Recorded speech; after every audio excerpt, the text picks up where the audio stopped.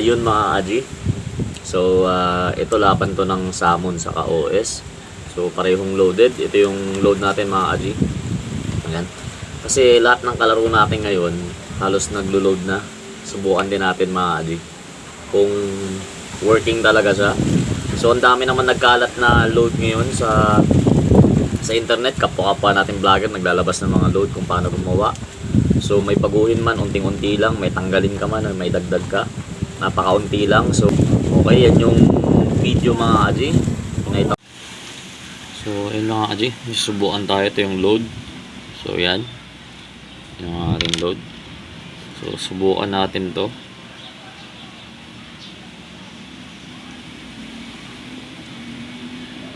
Hindi ko na ginagamit yung dulo ng mga Aji.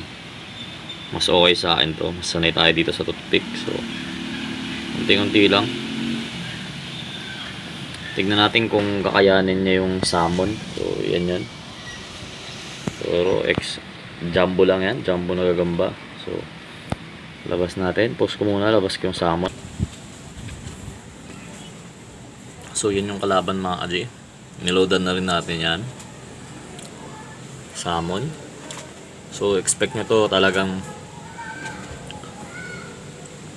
tapos to. Natingin ko lang mga Aji talagang may mamamatay dito mga Aji. Kasi nag-load na tayo. Subukan na natin kung yan yung load. So, yun yung gamba natin. Subukan natin mga Aji. Ako sa inyo, niloadan ko yung OS. Niloadan ko rin yung salmon pero di ko na napakita sa video. Pero tiyak to. So, ito muna yung picture. Yan. So, pag nakapili na kayo mga Aji, so explain ko lang. Yung OS siguro medyo lamang lang ng onti sa galamay. Napakaunti lang naman.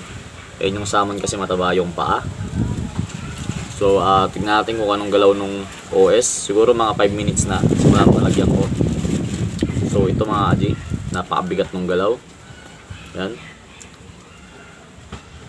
Niloadan na natin to. Ito yun yung dilaw. Verdict ko na ito mga Aji. Talagang may mapipinish dito. Hindi ko lang alam kung yung salmon or itong OS na to. Pero parehong kasi ano to yung mga Aji, kumbaga sa ano, may extra boost na, may load na tayo eh. Para sa akin lang mga Aji, talagang wasakan laruan nito. So sana hindi lang tayo let down mga Aji para mabigyan ko ng maganda-gandang laban. So yung salmon medyo maikli lang talaga ng konti sa galamay.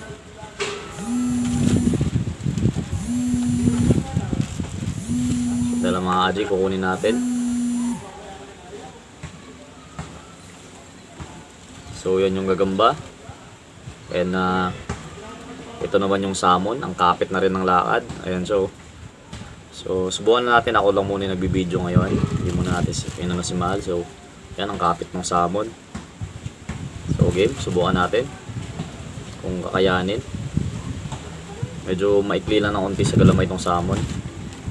Pero tsak to mga Aji. Op. Uy. Op. Patay ka. Nako. Yan na. Uy. Nalaglag yung OS mga Aji. Putol yung sapot nila. Yan o. Pero hindi natin alam mga Aji kung papalag pa.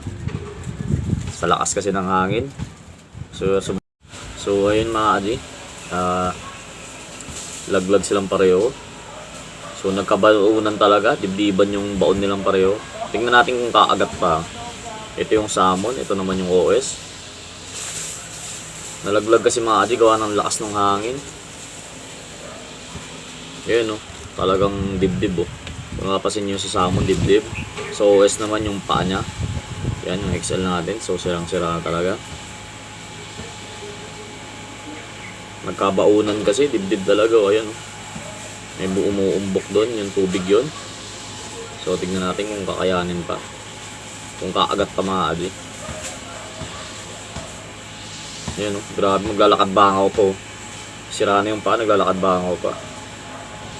Wala na, patay na ata itong salmon. Yan, likuran mo nga. Subukan natin mga Aji kung malilikuran niya.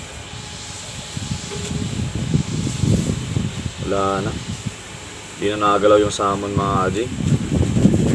Wasak yung salmon. Sandali makita lang natin. Yan o. Warak talaga yung salmon mga kaji. Wasak yung tiyan niya. So hanap pa siguro ako ng ibang laban. Patay na kasi mga kaji yung salmon. Wasak talaga. Ang didiin ng kagat talaga pag na-load yung gagamba. So yun, tabi natin yung salmon. Kaji. Ito mga loaded na to mga kaji.